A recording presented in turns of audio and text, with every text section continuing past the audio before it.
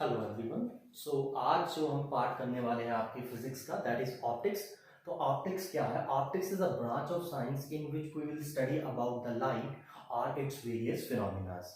ठीक है, लाइट के फिनोमिनास के बारे में, रिफ्लेक्शन, रिफ्रैक्शन, डिस्पर्शन वगैरह के बारे में आपने सुन रखा होता है, 10th क्लास में आपने किया भी होता है, तो वो भी पढ़ेंगे और भी कुछ पार्ट्स हैं। तो जो हमारा ऑप्टिक्स होता है, ये ऑप्टिक्स हमारा दो पार्ट्स में डिवाइडेड है।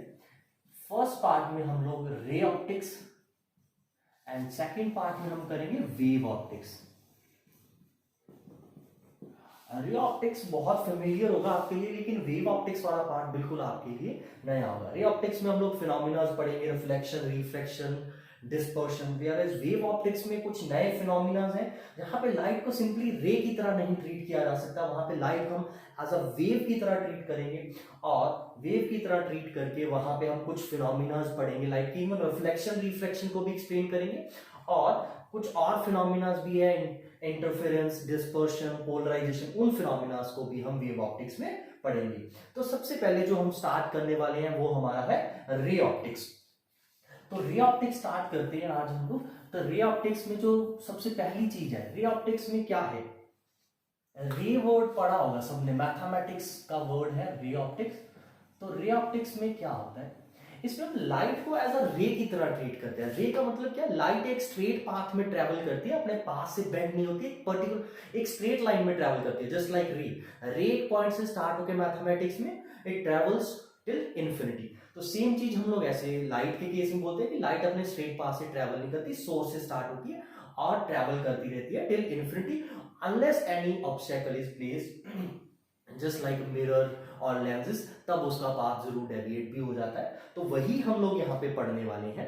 बट यहाँ पे हम लोग जब तक ऐसे मिरर या लेंस पाथ में नहीं आता, प्रिज्म नहीं आता, ग्लास स्लैब नहीं आता, तब तक लाइट अपना पाथ चेंज नहीं करेगी, वो अपने स्ट्रेट पाथ में ट्रेवल करती रहेगी। तो रिफ्लेक्शन का जो रे ऑप्टिक्स का जो फर्स्ट पार्ट है हमारा, वो है रिफ्लेक्शन। तो रिफ्लेक्शन क्या होता है? सबको आपको डेफिनेशन के बारे में पता ही होगा, ठीक है, बट मैं आपको एक क्लैरिटी देता हूं। लेट्स से हमारे पास एक ऑब्स्टेकल है, जब कोई भी एक सोर्स पड़ा, एक सरफेस है, लेट्स से, तो एक लाइट एनर्जी आ रही है, हमें पता है light is a energy, light is a form of energy which give us sensation of vision. तो नेचुरल बात है, लेट्स से लाइट एक एनर्जी है, जब वो एक सरफेस के ऊपर फॉल गई, तो यहाँ पे तीन पॉसिबिलिटीज है। वो कौन कौन सी तीन पॉसिबिलिटी? इधर तो लाइट यहां से आगे ट्रांसमिट हो जाए, ट्रांसमिशन, लाइट आगे ट्रांसमिट हो गई, ट्रांसमिशन, ओके, और इधर लाइट इस सरफेस के अंदर अब्सॉर्ब हो जाए, अब्सॉर्प्शन,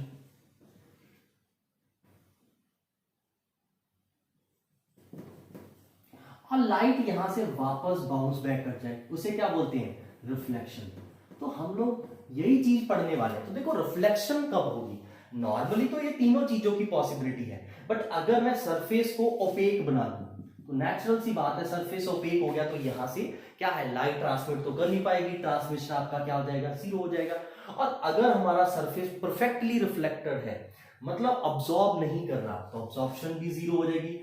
तो इस केस में हमारी लाइट क्या करेगी? कंप्लीटली रिफ्लेक्ट करेगी। तो जब हमारी लाइट कुछ ऐसे सरफेस के ऊपर फॉल करती है जो ओपेक भी है और परफेक्ट रिफ्लेक्टर है, ठीक है, तो तब लाइट हमारी क्या है, उस सरफेस से बाउंस बैक कर जाती है, और इसी फिनोमिना को हम लोग क्या बोल देते हैं? रिफ्लेक्शन। तो रिफ्लेक्शन में क्या होता है? When light falls on a mirror, ठीक है, आप इस शाइनी सरफेस को जो ओपेक है, इसको एक साइड को पॉलिश कर देते हैं, ठीक है, सिल्वर कोटिंग यूज कर लेते हैं, वहां से वो light perfect reflector, silver is a best reflector, तो सिल्वर की कोटिंग कर देते हैं, जिस वजह से वो आगे तो ट्रांसमिट नहीं हो पाएगा, और बेस्ट रिफ्लेक्टर होने के कारण अब्सॉर्प्टेंस जीरो हो जाएगी। तो यहां से जितनी भी लाइट फॉल होगी, 100% लाइट हमारी क्या है? रिफ्लेक्ट हो जाएगी। 100% नहीं बोल सकते, ऑब्वियसली बात है, इधर silver is a best reflector, but फिर भी कुछ पार्ट, कुछ अमाउंट ऑफ लाइट एनर्जी जो है यहाँ पे अब्सॉर्ब होगा ही होगा।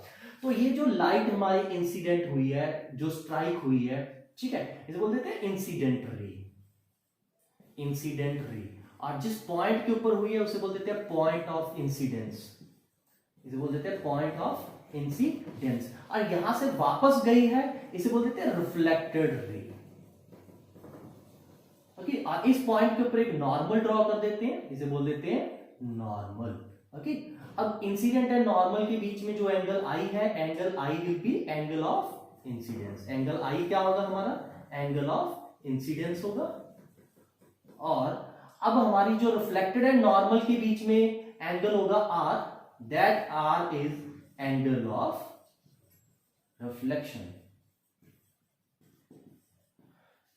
तो डेफिनेशन क्या होगी रिफ्लेक्शन की, तो रिफ्लेक्शन की डेफिनेशन क्या है, bouncing back of light, bouncing back of light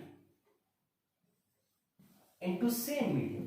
ठीक है, जिस मीडियम से आ रही है उसी मीडियम में वापस चली जाए light into same medium when strikes with perfect reflector or reflecting surface. Okay, तो उस phenomena को, the phenomena of light in which light get bounced back into same medium after striking the reflecting surface is called reflection. तो reflection के वक्त light जितनी आई है, जितनी energy उतनी ही रिफ्लेक्ट हो जाती है। हम लोग बेस्ट रिफ्लेक्टर सिल्वर के केस में मान के चलते हैं, यहाँ पे 0% अब्जॉर्प्टेंस हो रही है। ओके, ये सारी आपको पिक्चर क्लियर है, तो आगे बढ़ते हैं। यहाँ पे हम लोग एक जो नेक्स्ट टॉपिक है हमारा वो करेंगे लॉज ऑफ रिफ्लेक्शन। आप सबने ये कर रखे होंगे, laws of reflection. Laws of reflection में सबसे पहला लॉ क्या आता है कि एंगल आई जो होता है एंगल आर के बराबर होता है। तो जब भी रिफ्लेक्शन होगी angle of incidence will be equals to angle of reflection. अभी सेकंड क्या है, तीनों rays, incident ray, normal and reflected, ये तीनों रेज हमारी क्या है, सेम प्लेन में लाई करेंगी। Incident ray, normal and reflected ray all lie in same plane। तीनों की तीनों सेम प्लेन में लाई करेंगे, मतलब जब रिफ्लेक्शन होगी तो प्लेन नहीं चेंज होगा लाइट का हमारा। ठीक है, तो ये पार्ट क्लियर है, जस्ट बेसिक सी इंफॉर्मेशन है जो आप 10th में भी करके आते हो रिफ्लेक्शन के बारे में। ओके, अभी जो नेक्स्ट करने वाले टाइप ऑफ रिफ्लेक्शन, तो रिफ्लेक्शन कितने तरह की होती है, तो basically reflection is of 2 types. Next जो टॉपिक है हमारा that is type of reflection. तो सबसे पहली रिफ्लेक्शन जो है उसको बोलते हैं रेगुलर रिफ्लेक्शन। तो रेगुलर रिफ्लेक्शन कब होती है, देखो समझो। सबसे पहले लेट्स से हमारे पास एक सरफेस है, बिल्कुल स्मूथ सरफेस है। इसकी कंडीशन ये है, हमारा जो रिफ्लेक्टिंग सरफेस है वो क्या होना चाहिए, स्मूथ रिफ्लेक्टिंग सरफेस होना चाहिए।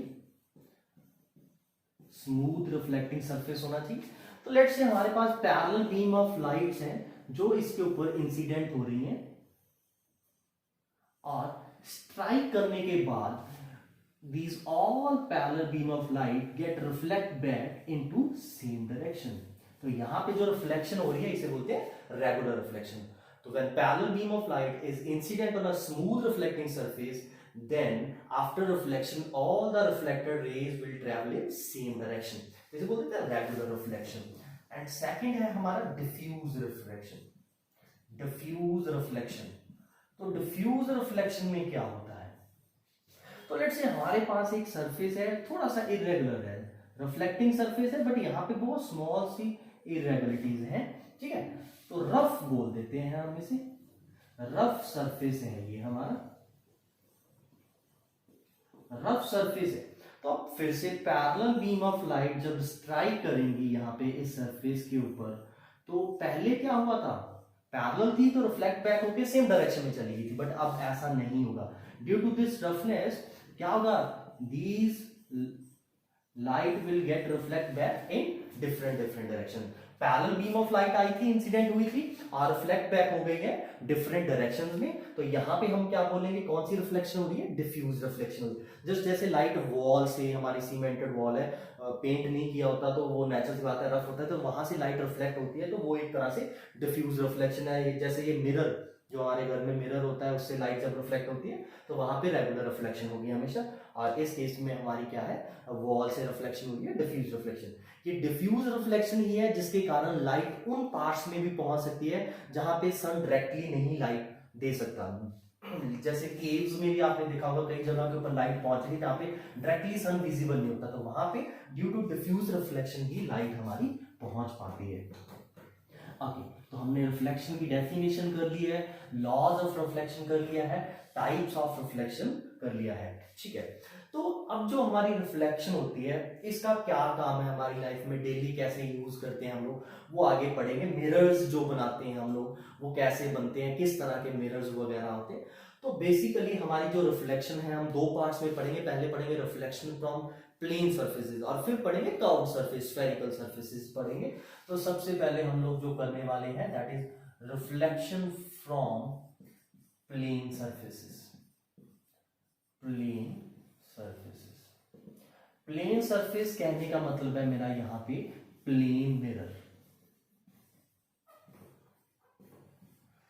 ओके, प्लेन मिरर के केस में क्या होता है, जस्ट हम एक प्लेन ग्लास लेते हैं और इस ग्लास की एक साइड को सिल्वर कोटिंग कर देते हैं, पॉलिश्ड कर देते हैं। तो इसकी ये साइड पॉलिश्ड है और इस साइड से लाइट क्या है हमारी रिफ्लेक्ट होगी, रिफ्लेक्टिंग साइड है।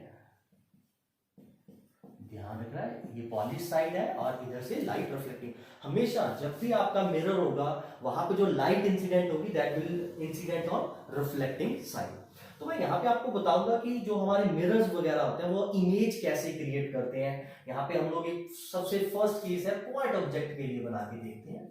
पॉइंट ऑब्जेक्ट के लिए बना के देखते हैं सबसे पहले। तो हमारे पास एक पॉइंट ऑब्जेक्ट है, प्लेन मिरर के सामने पड़ा हुआ है। तो इससे रिफ्लेक्शन कैसे होती है और उस रिफ्लेक्शन की वजह से इमेज कैसे बनती है। ये बेसिकली वही मिरर होता है जो हम लोग डेली लाइफ में नॉर्मली ड्रेसिंग मिरर के लिए यूज करते हैं, ठीक है। तो ये हमारे पास ओ ऑब्जेक्ट है। तो ऑब्जेक्ट ओ से क्या है, लेट्स से अगर आपको पता ही होगा यहां से लाइट क्या होगी, इधर तो इसकी खुद की लाइट होगी, ठीक है, जैसे सन की होती है। या फिर क्या होगा, ये किसी सोर्स से लाइट लेगा और उसको यहाँ पे डिफ्लेक्ट करेगा और इस सरफेस के ऊपर स्ट्राइक करवाएगा। तो लेट्स से हम लोग वो नहीं जा रहे उस बात के ऊपर, ठीक है। तो यहाँ पे लेट्स से इससे जो लाइट जा रही है वो मिरर के ऊपर जा रही है। अब यहाँ से क्या इनफाइनाइट नंबर ऑफ रेज क्या है मिरर के ऊपर इंसिडेंट होंगी, ठीक है। तो हमें इनफाइनाइट लेने की जरूरत नहीं, जस्ट 2 रेज सफिशिएंट होती हैं to show how reflection goes and how image is formed due to mirror.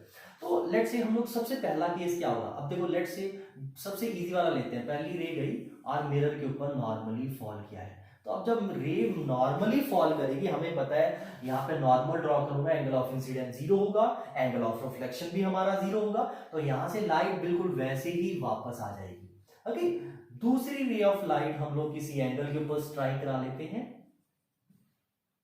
Let's say this is angle I. Okay, तो एंगल आई के ऊपर इंसिडेंस हुई है, तो हमें पता है यहां से ये वापस रिफ्लेक्ट हो जाएगी और this will be angle r, और एंगल आर आपको पता है आई के बराबर होगा। अब देखो इमेज कहां पे बनती है, जहां पे दोनों रिफ्लेक्टेड रेज मीट करेंगी। इंसिडेंट रे जहां से स्टार्ट होती है वहां पे ऑब्जेक्ट होता है, ओके, और ये जो रेज है बेटा जहां पे जाके मीट करेंगी वहां पे हमारी इमेज होगी। अगर ध्यान से देखा जाए तो दोनों रिफ्लेक्टेड रेज जो है वो एक दूसरे से दूर जा रही है, डाइवर्जिंग है हो रही है।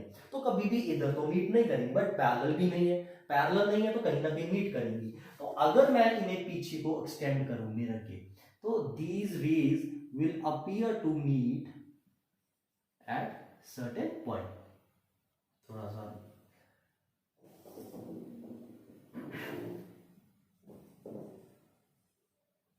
से यहाँ पे इमेज बन रही है।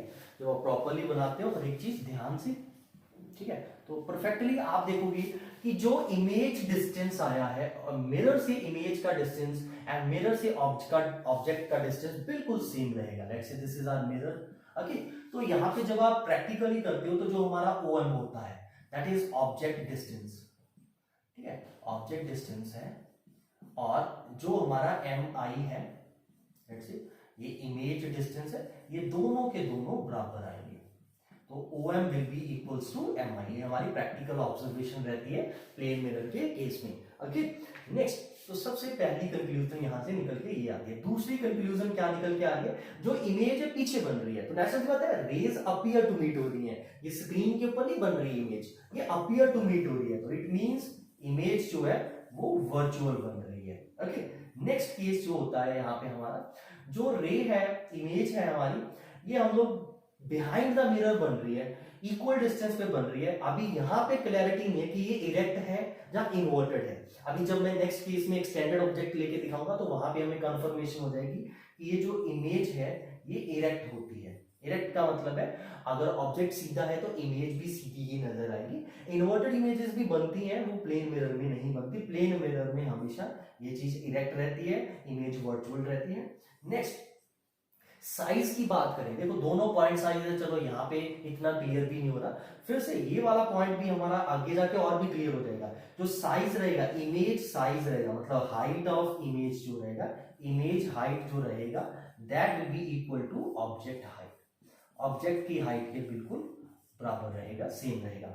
यहाँ पे एक और प्रैक्टिकल ऑब्जर्वेशन होती है, लेटरल इन्वर्जन। लेटरल इन्वर्जन का मतलब क्या है बेटा? लेटरल इन्वर्जन, लिटरल इन्वर्जन का मतलब होता है कि लेफ्ट हमारा जो है वो राइट बन जाएगा और राइट लेफ्ट नजर आएगा। ये आप देखते भी होंगे डेली मिरर के केस में। तो these are the conclusions from the reflection from plane mirror. तो प्लेन मिरर से जब लाइट रिफ्लेक्ट होती है तो ऑब्जेक्ट की इमेज बनती है, बिहाइंड द मिरर बनती है, सेम डिस्टेंस पे बनती है, सेम हाइट होती है इमेज की। और जो ये इमेज है ये इमेजिनरी इमेज है, इसे स्क्रीन पे ब्रॉट आउट नहीं किया जा सकता, इसीलिए ये वर्चुअल है। और इसका जो इरेक्ट रहती है, सीधी बनती है इमेज हमारी। ओके, ये दोनों पॉइंट्स और भी ज्यादा क्लियर हो जाएंगे जब अभी एक्सटेंडेड वाला केस करेंगे हम लोग। ओके, चलिए तो अब नेक्स्ट पार्ट, इसी में ही सेकंड केस एक और डिस्कस करना चाहूंगा मैं, ताकि आपको ये जो मैं अभी 2 पॉइंट्स बताए मैंने और ज्यादा क्लियर हो जाए। अब सेकंड केस है, जैसे यहाँ पे तो मैंने पॉइंट ऑब्जेक्ट लिया था, अगर पॉइंट ऑब्जेक्ट ना होता, लेट्स से एक्सटेंडेड ऑब्जेक्ट है, ऑब्जेक्ट की कुछ हाइट है, ठीक है, तो ऑब्जेक्ट की एक हाइट कंसीडर कर लेते हैं। लेट्स से ये मैंने ऑब्जेक्ट की हाइट कंसीडर कर ली है, ए बी हाइट कंसीडर कर लेते हैं, ठीक है। तो देखो अब क्या होगा, इमेज फिर वैसे ही बनती है। ये ऑब्जेक्ट के अंदर यहाँ पे कितने पॉइंट्स होंगे? इनफाइनाइट पॉइंट्स होंगे। हर एक इनफाइनाइट पॉइंट्स की इमेज बिल्कुल इसी तरह से बनेगी जैसे ये बनी हुई है, ठीक है। तो बी की इमेज यहाँ पे बन जाएगी, let's say this is B dash. Okay, B की इमेज बी डैश बन चुकी है। अब हमें ए की इमेज बना लेते हैं। ए की इमेज अगर आप देखोगे तो ए की इमेज के लिए बिल्कुल सेम फिनोमिना यूज कर लेते हैं। पहली रे परपेंडिकुलर, यहां से बिल्कुल वैसे ही वापस आ जाएगी। दूसरी रे किसी एंगल के ऊपर स्ट्राइक, जरूरी नहीं ये एंगल है, आप कोई भी और डिफरेंट एंगल भी ले सकते हो, ये जरूरी नहीं रहता। मैंने आपको बताया यहाँ से इनफाइनाइट रेज जाएंगी मिरर की तरफ, वो सारी रिफ्लेक्ट होके एक ही पॉइंट पर मीट करेगी। तो एक पॉइंट बनाने के लिए मिनिमम 2 रेज चाहिए होती है, तो इसलिए 2 रेज ही कंसिडर कर रहे हैं, ज्यादा हॉच पॉच हो जाएगा। ओके, तो यहां से ray of light reflect back होगी, तो जब आप इसे एक्सटेंड करोगे तो आपकी इमेज ए डैश यहाँ पे बन जाएगी, और इन दोनों को ज्वाइन कर दो तो ये बाकी इन बिटवीन वाले पॉइंट्स, लेट्स से इनकी इमेज यहाँ पे बन जाती है ऑटोमेटिकली। इनकी अलग अलग हर एक पॉइंट की ट्रेस करने की जरूरत नहीं है, आपको just top and bottom point की बना दो, ठीक है। यहाँ पे बॉटम पॉइंट की एक और मेरे पास मेथड है, वो क्या है, बॉटम पॉइंट की इमेज एग्जैक्टली बी डैश के जहां तो बिल्कुल परपेंडिकुलरली नीचे जहां ऊपर बनेगी, और यहाँ से एक परपेंडिकुलर लाइन आप सीधी ड्रॉ कर दो। मतलब ये ड्रॉ करने की जरूरत नहीं है, इसके बिना भी काम चल जाएगा आपका। इमेजिनरी है तो इन्हें डॉटेड दिखा दो। तो अब आप देख भी सकते हो ये चीज बिल्कुल क्या है बेटा, देखो रेक्टेंगल बन रहा है एक तरह से हमारा, तो ये साइड और ये साइड इक्वल होगी, तो जो मैंने बोला था साइज क्या रहता है, सेम रहता है, ठीक है। अब दूसरी चीज देखो बेटा, बी डैश ऊपर है, बी पॉइंट ऊपर है, इधर बी लेट्स से हेड है, ए फीट है, तो इधर इमेज में भी क्या है, फीट की इमेज नीचे है, हेड की इमेज ऊपर है, तो इट मींस हमारी इरेक्ट बन रही है। तो वो जो 2 पॉइंट्स थी, सेम हाइट वाला एंड दूसरा इरेक्ट वाला, वो यहां से और भी ज्यादा क्लियर हो गया। बाकी वर्चुअल तो है ही है, यहाँ पे इमेज हमारी ओके पीछे बन रही है, और हमारा ये डिस्टेंस फिर से एम बी, जो डिस्टेंस ऑब्जेक्ट डिस्टेंस जो होगा that will be equals to M B dash होगा, ठीक है। तो ये सारे पॉइंट्स है, लेटरल इन्वर्जन भी होगा ही होगा। तो हमने जो देखा है प्लेन मिरर के केस में, इमेज जो है वो हमेशा वर्चुअल बन रही है, इरेक्ट बन रही है, सेम हाइट की बन रही है। ओके, तो ये आपने मे भी पहले भी पढ़ा होगा। ओके, तो यहाँ पे एक चीज लिखी जाती है कि इमेज हमेशा वर्चुअल बनती है प्लेन मिरर के केस में। यहाँ पे मैं आपको फैक्ट एक और चीज बताना चाहूंगा, ठीक है, जो ऑब्जेक्टिव पॉइंट है उससे इंपॉर्टेंट है, आपके मेंस के पॉइंट है उससे भी इंपॉर्टेंट है, ठीक है। ये 10 तक इसलिए भी नहीं बताया जाता, वहां पे आप मे भी कंफ्यूज हो जाओ।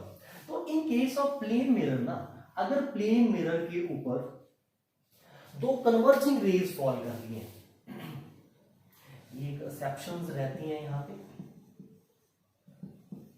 एक्सेप्शंस में क्या है, अब तक जो हमने पढ़ा है, जब भी प्लेन मिरर से रिफ्लेक्शन होगी तो हमारा जो नेचर रहेगा वो वर्चुअल रहेगा, ओके, वर्चुअल रहेगा। बट एक्सेप्शन है एक, तो जब दो कन्वर्जिंग रेज, अब बहुत बच्चे को सर कन्वर्जिंग रेज आ कहां से रही है, तो आगे जाके देखेंगे लेंस के साथ इनका कॉम्बिनेशन रहा है, हमें अभी ये नहीं सोचना है कन्वर्जिंग रेज कहां से। लेट्स से दो कन्वर्जिंग रेज फॉल हो रही हैं यहाँ पे, दो कन्वर्जिंग रेज इंसिडेंट हो रही हैं इस प्लेन मिरर के ऊपर, तो इस केस में क्या होगा आप देखो।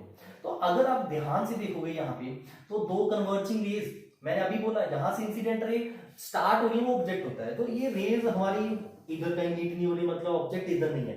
तो जो हमारा मिरर है, जब ये इनको इमेजिन करेगा तो ये अपीयर टू मीट यहाँ पे हो रही होंगी, तो इसका मतलब है यहाँ पे इस मिरर के लिए, ये प्लेन मिरर के लिए हमारा जो इमेजिनरी ऑब्जेक्ट है वो बिहाइंड पड़ा हुआ है, तो इस केस में क्या हुआ है, ऑब्जेक्ट हमारा वर्चुअल बन चुका है, ठीक है। तो यहाँ पे ऑब्जेक्ट क्या हो चुका है, वर्चुअल हो चुका है, तो ऑब्जेक्ट हमारा वर्चुअल है, अदरवाइज 10th में ऐसा कुछ नहीं होता है। ये चीज अभी आपको थोड़ा सा पढ़ना भी पड़ेगा, ऑब्जेक्टिव में क्वेश्चन कंफ्यूज कर सकते हैं आपको।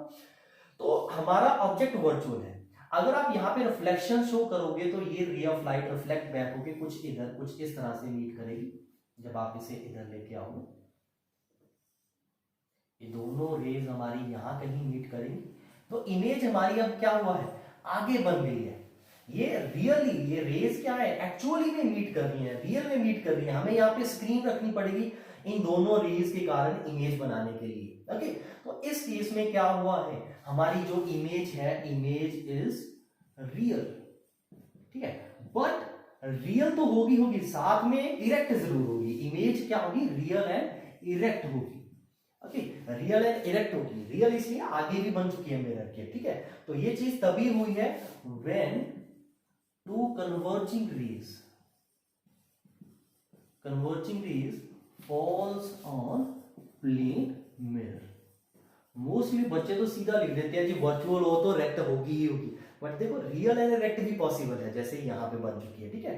तो प्लेन मिरर, आप हाँ ये बोल सकते हो plane mirror always form erect image, but ये नहीं लिख सकते plane mirror always form virtual image, क्योंकि आपका प्लेन मिरर यहाँ पे आप देख सकते हो क्या बना रहा है, रियल इमेज बना रहा है, ठीक है। तो ये चीज कब पॉसिबल है, जब दो कन्वर्जिंग रेज प्लेन मिरर के ऊपर हमारी फॉल कर रही है, ओके। तो ये हमने देखा रिफ्लेक्शन फ्रॉम प्लेन मिरर।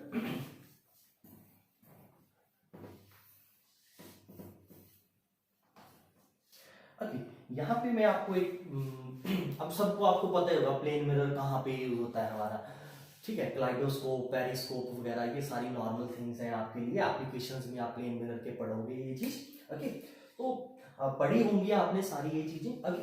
अच्छा, यहाँ पे मैं एक और चीज आपको बताना चाहूंगा, velocity of image in plane mirror.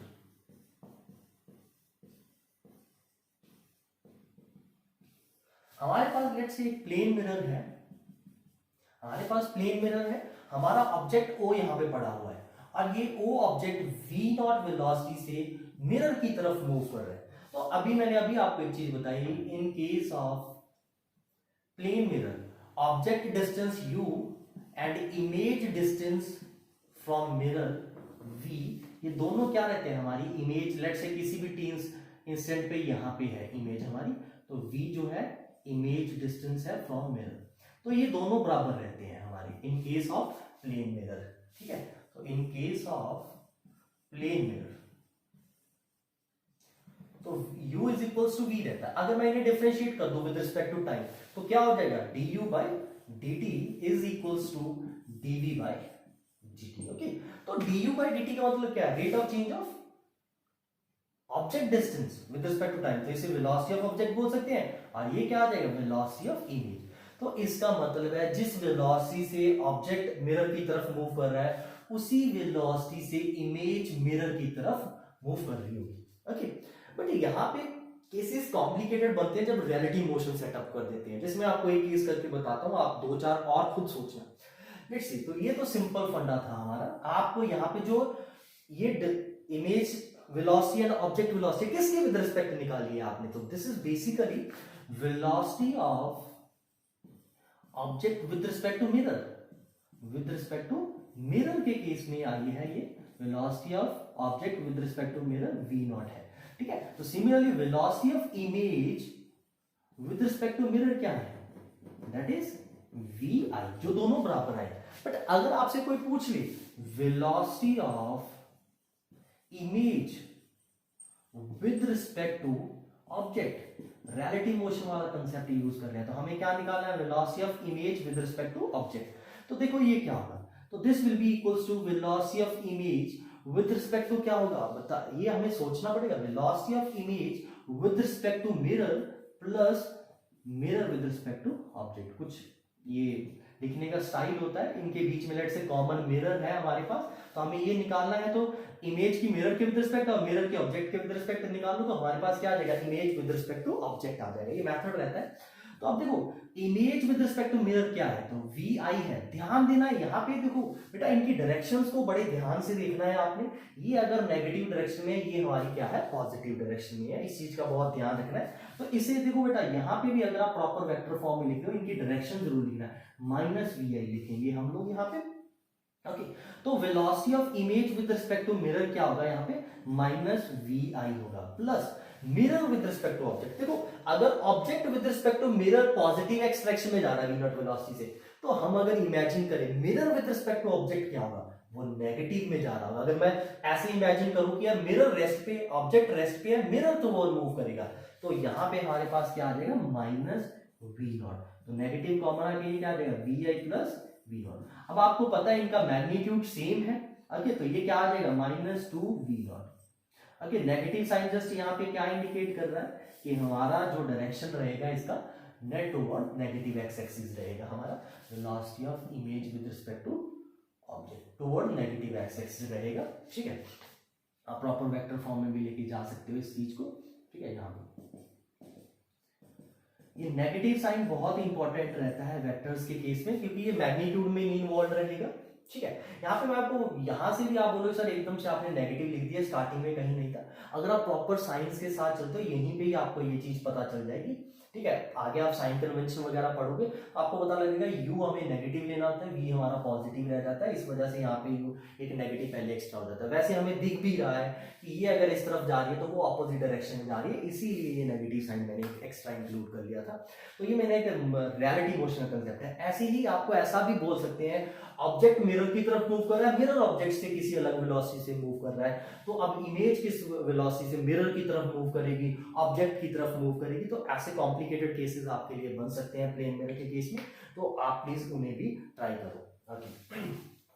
Moving on to next part, अभी जो हमारा प्लेन मिरर के केस में नेक्स्ट पार्ट है वो भी थोड़ा सा ऑब्जेक्टिव पॉइंट ऑफ व्यू से ही इंपॉर्टेंट है, वो है multiple reflection. Multiple reflection, multiple reflection. तो मल्टीपल रिफ्लेक्शन के केस में क्या होता है मल्टीपल रिफ्लेक्शन, देखो जब हमारा हमारे पास एक से ज्यादा मिरर हो, जैसे बार आप जाते हो बार्बर के पास, उसने एक मिरर आगे लगाता है, एक पीछे लगाता है, तो आप अपने पीछे वाली बैक साइड की इमेज अपने आगे वाले मिरर में देखते हो। That is only possible due to multiple reflection. Kaleidoscope में भी मल्टीपल रिफ्लेक्शन यूज होती है, जिस वजह से नंबर ऑफ इमेजेस दिखती हैं, एक ही ऑब्जेक्ट की एक से ज्यादा इमेजेस नजर आएंगे आपको। तो दैट केस में हम बोलते हैं मल्टीपल रिफ्लेक्शन हो रही है। That is only possible if there are more than one mirror, ठीक है। तो जब एक से ज्यादा प्लेन मिरर होंगे तो हमारे पास मल्टीपल रिफ्लेक्शन होगी, और उस मल्टीपल रिफ्लेक्शन की वजह से हमारा क्या होगा, नंबर ऑफ इमेजेस जो होगी वो एक से ज्यादा होगी, ओके। तो अब हम लोग ये चीज को स्टडी कर लेते हैं हमारे कि मल्टीपल रिफ्लेक्शन के केस में कितनी इमेजेस बनेंगी, ठीक है। तो अब आपको मैं एक सिंपल बार्बर वाला केस बताता हूँ। जैसे दो प्लेन मिरर्स हैं, बिल्कुल आपस में पैरेलल में पड़े हुए हैं कुछ इस तरह से। अगर आपके पास एक ऑब्जेक्ट है, इनके बीच में एक ऑब्जेक्ट रख दिया जाए, तो क्या होगा, इस ऑब्जेक्ट से क्या होगा, रेज डायरेक्टली इधर भी जाएंगी और इधर भी जाएंगी। तो इस वजह से पहली इमेजेस यहाँ पे बन जाएंगी। ये क्या है, फर्स्ट रिफ्लेक्शन यहाँ पे हो रही है, फर्स्ट रिफ्लेक्शन भी यहाँ पे हो रही है। तो इस वजह से क्या होगा हमारा, मैं आपको एक थोड़ी सी हल्की सी इमेज बना के भी दिखा देता हूँ। यहाँ पे एक इमेज बन जाएगी, सिमिलरली इधर भी देखोगे बिल्कुल वैसे ही यहाँ पे भी आपकी एक इमेज बन जाएगी। ओके। तो एक ऑब्जेक्ट की दो इमेज आपको ऑलरेडी नजर आने लगी है। अब आपको पता है ये जो नॉर्मल वाली होती है ये तो वापस ऐसे ही रिफ्लेक्ट बैक हो जाएंगी, फिर ये इधर से आके इधर इसके साथ स्ट्राइक करें, जो इधर से जाएंगी वो लेट से उधर चली गई है। एंड सिमिलरली जो फर्स्ट रिफ्लेक्शन इस सरफेस से रे रिफ्लेक्ट होके वापस गई थी, ये अब किधर चली जाएगी, इसके ऊपर जाके स्ट्राइक करेगी कि नहीं करेगी। तो अब क्या होगा, ये वाला मिरर जो है ये क्या है, इस रे के लिए ऑब्जेक्ट किसे मानेगा, इस इमेज को मानेगा जो ये पहली इमेज बन चुकी है। ओके, तो अब ये इसे अगर ऑब्जेक्ट मान रहा है तो यहाँ पे क्या है, इसके बराबर, ठीक है, इतने डिस्टेंस पे एक इधर, इतने डिस्टेंस पे एक और इमेज बना देगी ये वाली रे। ठीक है, आप बोलोगे सर दूसरी रे कौन सी है, दूसरी वही है जो यहाँ से परपेंडिकुलरली जा रही है।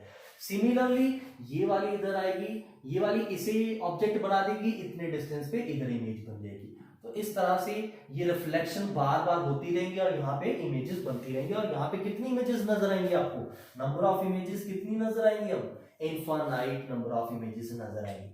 बट एक क्वेश्चन और भी पूछा जाता है कि although number of images infinite बनेंगे, बट फिर भी अगर आप क्लियरली देखोगे ज्यादा से ज्यादा मतलब एक नंबर रहता है 15-16 इमेजेस आप देख पाते हैं, उससे ज्यादा क्यों देख पाते। तो क्या होता है, मैंने आपको बताया था although silver is a best reflector, but ऐसा नहीं 100% लाइट रिफ्लेक्ट करेगा, कुछ ना कुछ अमाउंट ऑब्जॉर्ब होती रहेगी। तो ये जो लाइट रिफ्लेक्ट होती है अपॉन ईच रिफ्लेक्शन, यहाँ पे फर्स्ट रिफ्लेक्शन हुई, फिर दूसरी यहाँ पे, तीसरी यहाँ पे होगी, तो ये इनकी इंटेंसिटी कम होती जाएगी धीरे धीरे, तो वो फेड होती जाएगी इमेज। तो उस केस में क्या होगा, धीरे धीरे इनकी इंटेंसिटी खत्म हो जाएगी, रिफ्लेक्शन खत्म हो जाएगी, नंबर ऑफ इमेजेस भी बननी बंद हो जाएंगी। ठीक है, नंबर ऑफ इमेजेस इसीलिए लिमिटेड रहती है, कि नंबर तक लिमिटेड रहती है, प्रैक्टिकली इनफाइनाइट नहीं बन सकती।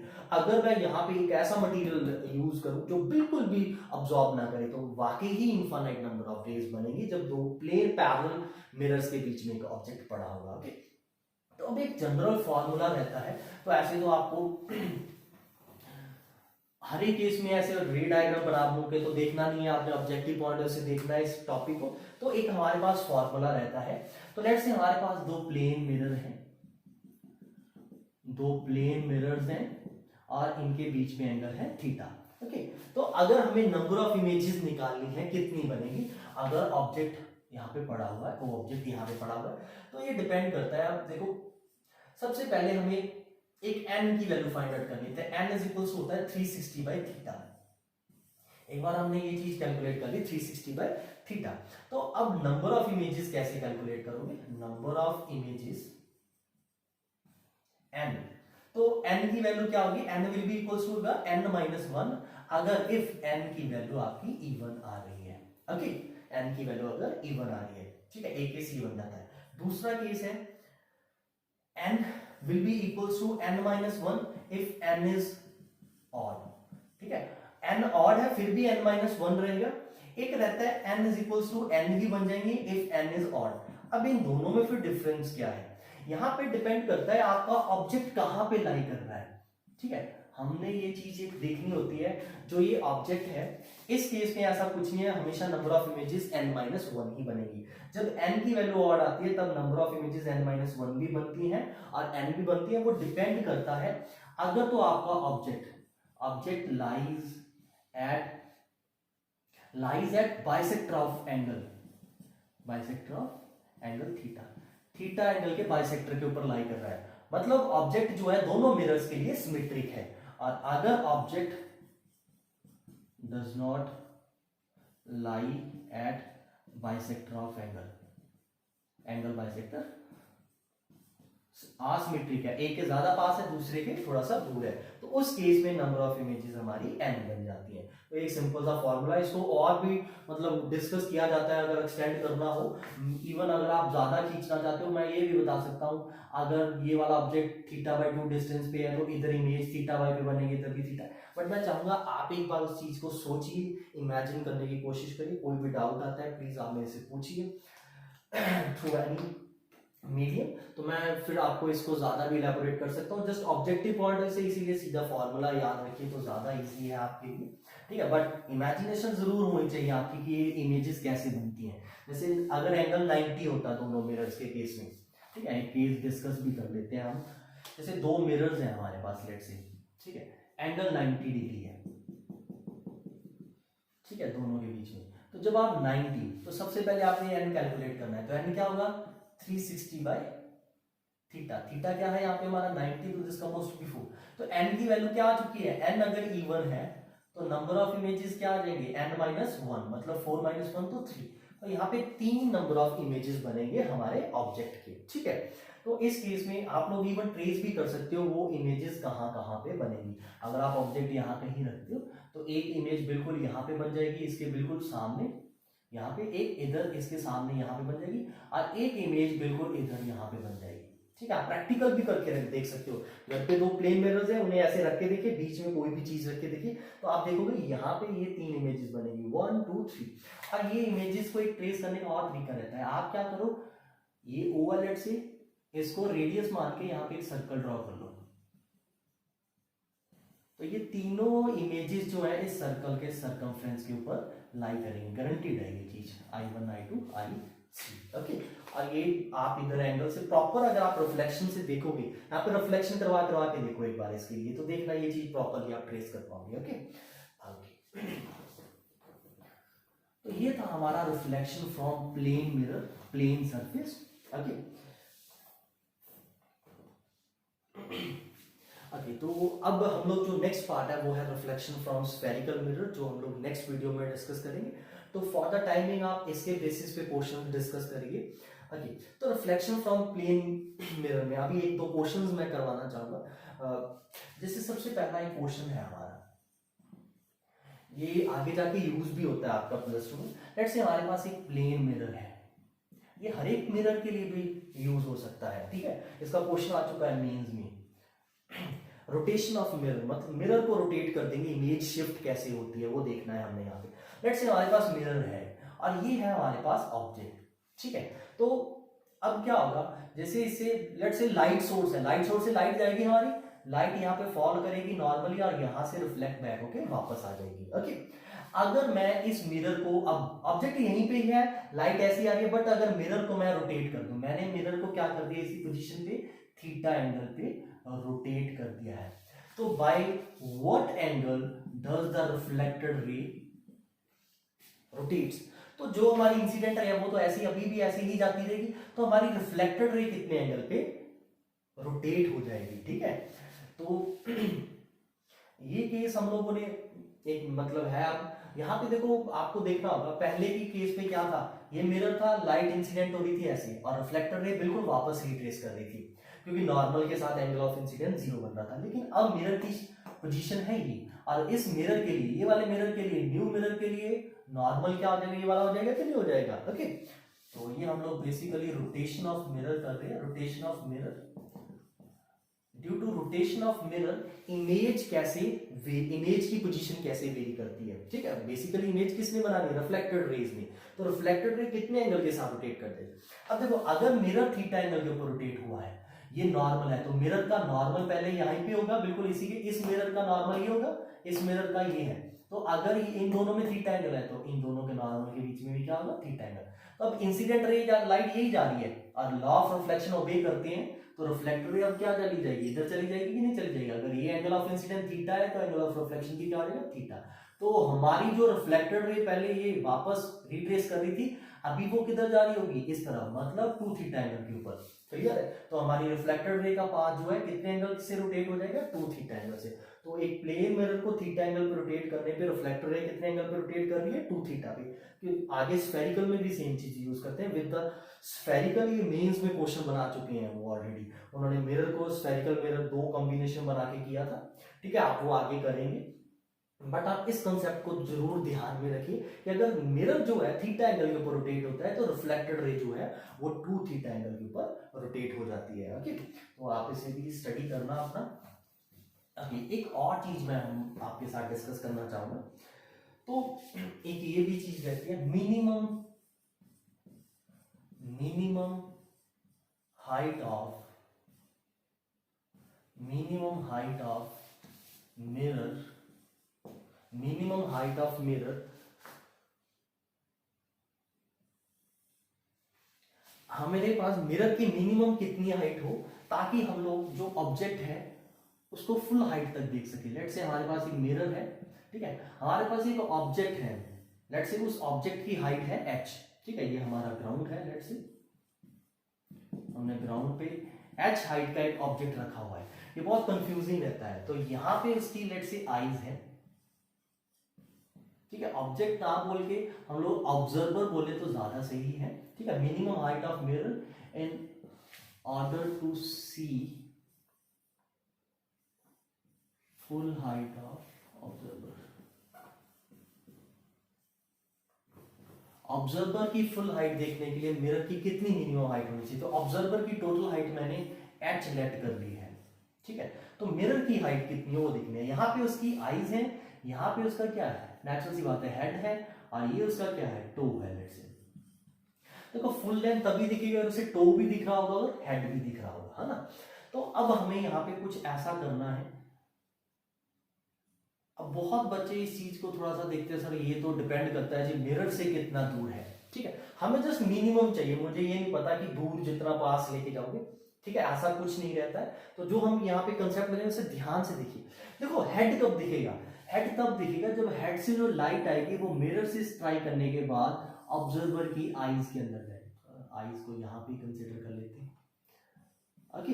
तो हेड तब दिखेगा जब हेड से रे ऑफ लाइट जाएगी और वो स्ट्राइक करेगी यहाँ पे। तो ये वाली जो आईज है उसकी हेड की इमेज को यहाँ कहीं ट्रीट कर लेंगी, हेड की इमेज को यहाँ पे ट्रीट करेंगे। सिमिलरली टोज कब दिखेंगे, टोज भी तभी दिखेंगे जब आपकी टो से जो रे ऑफ लाइट आ रही है वो हमारी आईज के अंदर एंटर हो। तो ये रे डायग्राम अगर बने आपकी, ठीक है, जो आईज के अंदर है, तो आईज इनको क्या है इमेजिन कर लेते हैं यहाँ कहीं टोज को, ठीक है। तो ये जो है मिरर हमारा, ये मिरर की मिनिमम हाइट है, ठीक है। ऑब्वियसली बात है आप इस हाइट के साथ मिरर के ज्यादा क्लोज चले जाओगे तो नहीं दिखोगे पूरा, बट आपने किसी ना किसी तरीके से अपने आप को एडजस्ट कर लिया, मिरर की हाइट को मिरर को ग्राउंड से किसी तरीके से एडजस्ट कर लिया, तो आप अपने आप को देख पाओगे। This is the minimum height of mirror, ठीक है, मिनिमम हाइट ऑफ मिरर। तो इतनी हाइट का मिरर तो चाहिए ही चाहिए आपको अपने आप को खुद को पूरा देखने के लिए, ठीक है। पास ज्यादा का कोई डिपेंड नहीं रहता, इतनी हाइट होगी तो आप देख पाओगे, ठीक है। ऑब्वियसली आता है ज्यादा क्लोज ले आओगे तो नहीं देख पाओगे, एक डिस्टेंस पे रखना पड़ेगा तभी देख पाओगे, ओके। तो ये हाइट अब क्या है देखो, तो ये हेड से रे ऑफ लाइट है, अगर आप यहाँ पे रिफ्लेक्शन दिखाओगे तो ये एंगल ऑफ इंसिडेंस आई है, ये आर है, दोनों बराबर है, ठीक है। सिमिलरली यहाँ पे भी अगर आप नॉर्मल ड्रॉ कर लेते हैं तो ये आपका I1 है, ये आपका R1 है, ये दोनों एंगल्स इक्वल हैं, ठीक है। तो अब हमें यहाँ पे ध्यान से देखोगे अगर सिमेट्रिक है, ये दोनों ट्रायंगल सिमिलर है, ठीक है, इक्वल है, तो वो हमारा ये एंगल बराबर है, तो नेचुरल सी बात है ये चीज भी क्या होगी, बराबर होगी। आप वो रेशो tan रेशो वाले से भी कर सकते हो, ये बेस दोनों के लिए कॉमन है तो परपेंडिकुलर दोनों के बराबर हो जाएंगे क्योंकि ये एंगल्स बराबर है, ठीक है। तो इसे भी H1 मान लेते हैं, इसे भी H1 मान लेते हैं। सिमिलरली इसमें भी क्या होगा, ये दोनों परपेंडिकुलर बराबर हो जाएंगे, इसे भी H2 मान लेते हैं, इसे भी H2 मान लेते हैं। तो अब H1 plus H1 plus H2 plus H2 equals to क्या आ जाएगा, टोटल हाइट ऑफ ऑब्जर्वर आ जाएगा कि नहीं आ जाएगा। तो यहाँ से 2H1 plus 2H2 equals to क्या आ जाएगा, H एंड 2 कॉमन, तो H1 plus H2 is equals to क्या आ गया, H/2, ओके। ये रिलेशन को याद रखना। अभी अगर आप एक चीज और ध्यान रखो, यहाँ से मैं परपेंडिकुलर ड्रॉ करता हूँ, ये H1 है तो ये भी क्या हो जाएगा, H1 हो जाएगा कि नहीं हो जाएगा। सिमिलरली H2 है तो ये भी क्या हो जाएगा, H2 हो जाएगा। तो H1 प्लस H2 को आप क्या लिख सकते हो, हाइट ऑफ मिरर लिख सकते हो, मिनिमम हाइट ऑफ मिरर लिख सकते हो। तो HM इज इक्वल्स टू क्या आ जाएगा, H/2, ठीक है। तो मिनिमम हाइट ऑफ मिरर जो है वो क्या आ जाएगा, H/2। तो मतलब ऑब्जर्वर की जितनी खुद की हाइट है उसे अपनी हाइट का आधी लेंथ का मिरर लेना पड़ेगा ताकि वो अपने आप को पूरा का पूरा देख सके। अब इस बात है एक सर्टेन डिस्टेंस पे जरूर रखना पड़ेगा, ऐसा नहीं ज्यादा क्लोज आप लोग कहीं भी रख लो तो पूरा दिखेगा, ऐसा नहीं होगा। हमें किसी पर्टिकुलर डिस्टेंस पे रख के उसे एडजस्ट करना होगा कुछ इस तरीके से ताकि हेड से ये जो रेज है वो आईज के अंदर जाए और टोज वाली भी आईज के अंदर जाए, तभी वो आई जो है वो उसकी इमेज को प्रॉपर इधर ही वर्चुअल इमेज उसकी बना पाएगी, ओके। तो इस तरह से आप एक H/2 हाइट का मिरर लेके एक अपनी कंप्लीट इमेज को देख सकते हो एक मिरर के अंदर। तो this is the minimum height जो रिक्वायर्ड है। अब ऐसे और भी क्वेश्चंस ट्राई करिए प्लेन मिरर के, ढूंढ के लेके आइए, डाउट्स वगैरह क्लियर करो, ठीक है। कंसेप्ट मैंने आपको सब बता दिए, इनके बेसिस पे आपको अब न्यूमेरिकल प्रैक्टिस करने हैं, 2-4 मैंने आपको बीच में भी बता दिया, आप ऐसे क्वेश्चंस और ढूंढिए, ओके। Thank you.